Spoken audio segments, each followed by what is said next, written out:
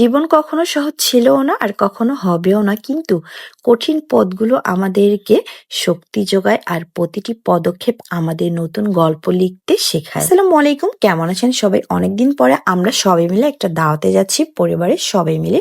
তা আমি আর আমার ছেলে আমার শ্বশুরবাড়িতে চলে এসেছি, আর এখান থেকে আমরা সবাই মিলে যাচ্ছি। তো আমার ছেলে আমার শ্বশুর শাশুড়ি ননদের সাথে অলরেডি চলে গিয়েছে, আমি আর আমার হাজবেন্ড অন্য আরেকটি রিক্সায় চলে এসেছি।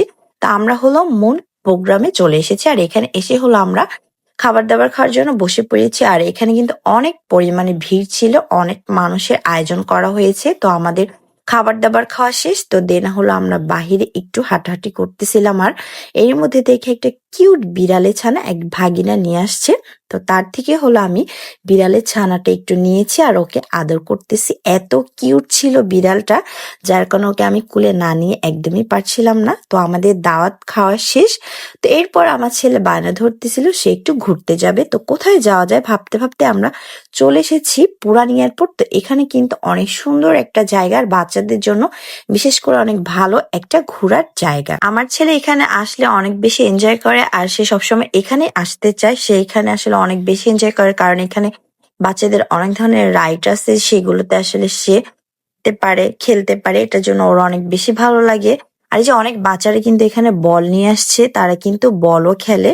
তো আমার ছেলেও বলতেছিল মা আমার বলটা নিয়ে আসলে তো আমি খেলতে পারতাম। নেক্সট ডে সে বল নিয়ে যাবে, সে এখনই সেই প্ল্যানটা করে ফেলেছে। তো তারপর হলো আমাদের এন্ট্রি দিয়ে আরো একটি জায়গা আমরা এখানে আসছি। তো এখানে হলো টিকিটের মূল্য ছিল 10 টাকা। এখানে বাচ্চাদের টুকটাক কিছু রাইডস এর মতো আছে, যেগুলো নর্মালি আসলে সেগুলি হলো বাচ্চারা উঠবে। তো এটা আসলে টিকিট দিয়ে আসতে হয়। তো এই যে আমার ছেলে বাচ্চাদের সাথে এখন এগুলোতে এনজয় করতেছে। তো আমার ছেলে মোটামুটি আসলে সবকিছুতেই কম বেশি উঠেছে সে। তারপর হলো আমরা একটা সুন্দর জায়গা পেয়েছি, সেখানে মা ছেলে একটু ভিডিও না করলে কি হয়। তা আমি আর আমার ছেলে সুন্দর করে একটা ভিডিও বানাচ্ছিলাম। আমার ছেলে তো অনেক খুশি ছিল। তো আমার ছেলে আমার জীবনের সবকিছু, তার হাসি আনন্দ সবকিছুই যেন আমার জীবনের সব থেকে বড় পাওয়া। তারপর হলো আমার ছেলে দোলনায় উঠেছে, তার বাবা তাকে দোলনায় দোল খাওয়াচ্ছিল। মোটামুটি আমরা অনেক হাঁটাহাঁটি করেছি। তারপর হলো আমাদের একটু ঠান্ডা ঠান্ডা কিছু খেতে ইচ্ছা করতেছিল, তো এর জন্য হলো আমরা আইসক্রিম নিয়ে নিয়েছি। তো আমরা সবাই মিলে এখন মজা করে আইসক্রিম খাবো। তো আমার ছেলে আবার বলতেছিল মা এটা তো আমি উঠাতে পারছিলাম না, যার কারণে সে তার বাবারটা নিচ্ছিল আর বাবারটা খেয়ে বলতেছিল অনেক নাকি মজা। তো আমরা সবাই মিলে আইসক্রিম খাওয়া শেষ করে দেন আবার হলো আমরা চলে এসেছি, কিছু রাইড উঠবে আমার ছেলে।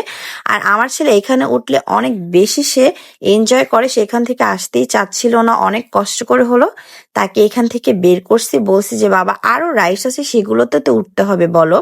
তো বলতেছিল মা আমি একটু খেলি না একটু খেলি না। তো এখানে কিন্তু অনেক বাচ্চারা ছিল, তো বাচ্চারা কিন্তু অনেক মজা করে কিন্তু এই রাইড গুলো সব এনজয় করতেছিল। এবার আমরা আরো একটি রাইডসে চলে এসেছি, তো এখানেও আমার ছেলে অনেক বেশি এনজয় করেছে। তো আরো কিছু রাইডসে উঠেছি, তো সেগুলো আর আসলে দেওয়া হলো না, কারণ ভিডিওটা অনেক লং হয়ে যাবে। তো আমাদের অনেক ঘোরাঘুরি করার পরে এখন হলো আমাদের সবারই ক্ষুধা লাগছে, তো এই জন্য আমরা চলে এসেছি খাবার খাওয়ার জন্য।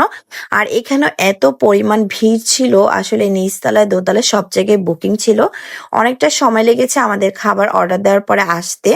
তো আমাদের মজাদার সব খাবার চলে এসেছে।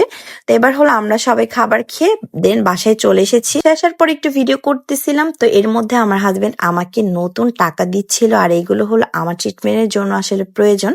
তো এখনই সে হলো আমাকে দিয়ে দিছে, মাত্র সে উঠায় আনছে। তো ভিডিওটি কেমন লাগলো অবশ্যই জানাবেন। সবাই ভালো থাকবেন, আল্লাহ হাফিজ, আসসালামু আলাইকুম।